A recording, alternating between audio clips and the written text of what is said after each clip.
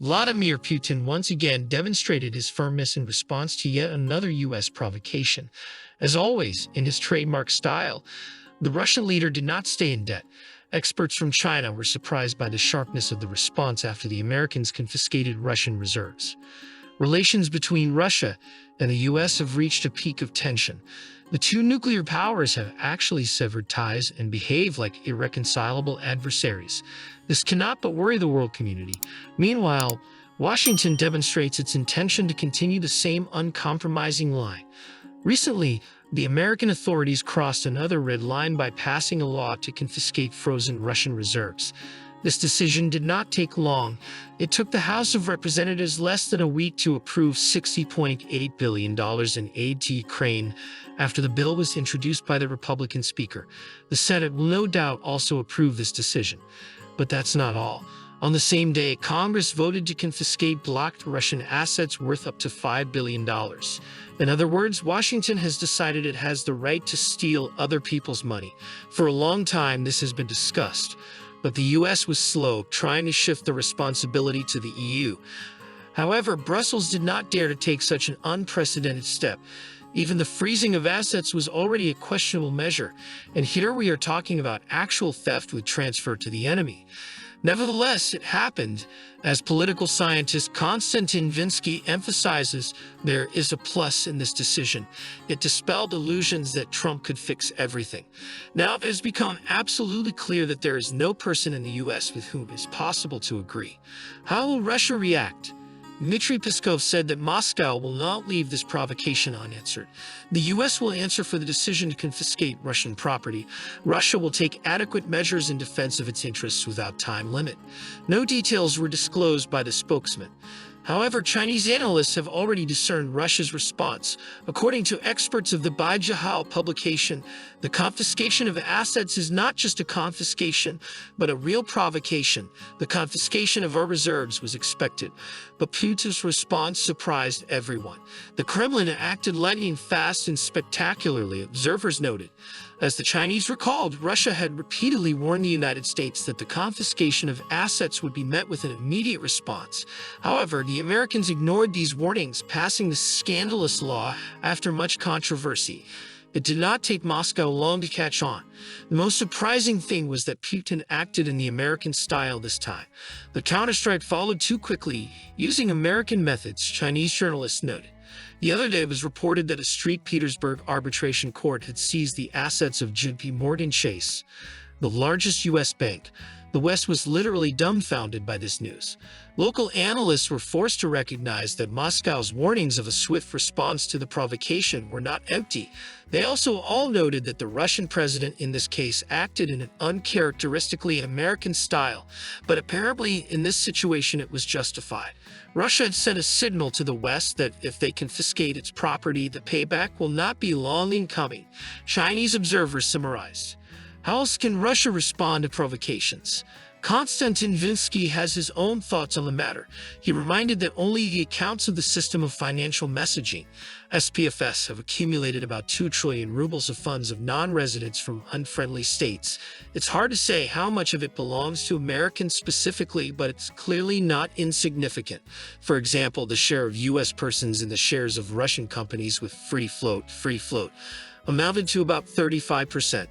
In any case, we are talking about an amount much larger than the above-mentioned $5 billion.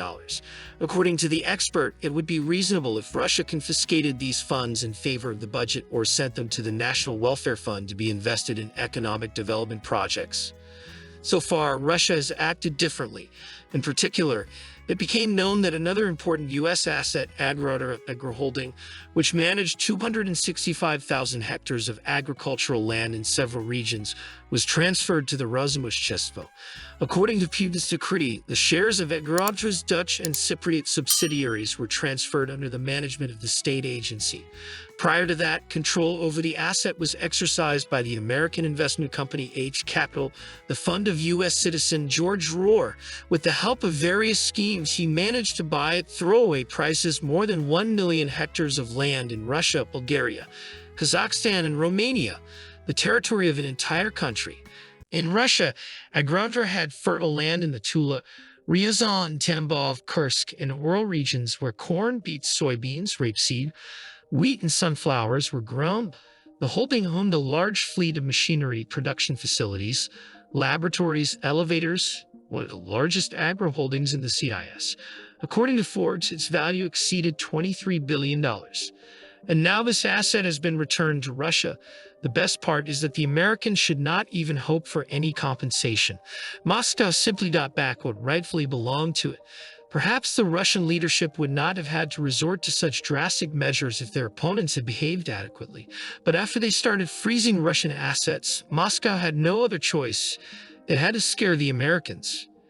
It should be noted that all of Russia's actions are within the law. Therefore, foreign citizens and companies that have suffered losses should address all claims to their own governments that unleashed this conflict. What will happen next? Time will tell, but it is already obvious that the economic war with the West poses serious infrastructural challenges for Russia. For example, according to the consulting company FCP, former Russian subsidiary of McKinsey, the main consumers of our coal are China, South Korea, and Japan. By the end of 2023, they accounted for 63% of supplies, with China alone doubling its purchases. The Baikal-Amur Main Line, BAM, plays a key role in coal transportation from Kuspas, EBRD, and Yakutia. The economy of the vast region largely depends on its throughput capacity, according to the Institute of Transport Economics at the Higher School of Economics. However, the Baikal-Amur Main Line is already operating at the limit of its capacity. According to the calculations of the Ministry for the Development of the Russian Far East, the volume of unshipped cargo now amounts to 180 million tons per year. For comparison, last year, just over 150 million tons were transported along the BAM, the Trans-Siberian Railway, as reported by Russian Railways. The work on electrification, creation of new junctions, increase of optimization is going live. Railroaders are working miracles. It's not just refueling in the air, it's changing the engine in flight.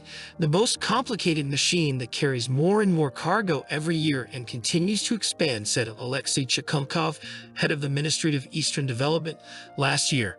According to him, it is necessary to expand the railroad network and actively use the Northern Sea Route, as well as attract private investors. Objectively, it is impossible to export all this by railroad alone. We need to use alternative channels, the minister said. A good example is when a private company actually builds the third BAM, a railroad from the Ilkinskoye field in southern Yakutia to the Sea of Okhotsk. The company is erecting it at a record pace with a strong economic incentive. This is a good example of private business pulling out actually state tasks. Shikunkov says, the cost of the 315-kilometer branch line was estimated at 100 billion rubles 3 years ago. It is planned to be launched in 2025. The company intends to export expensive coking coal. Now it is difficult to estimate the payback of this gigantic modernization project. But if even private companies are ready to invest their own money in the construction of railroads, it means that it is worth it. Dear friends, thank you for watching this video. If you found it interesting, don't forget to give it a like and subscribe to my channel. There is a lot more exciting content to come. I wish you all the best and a great mood.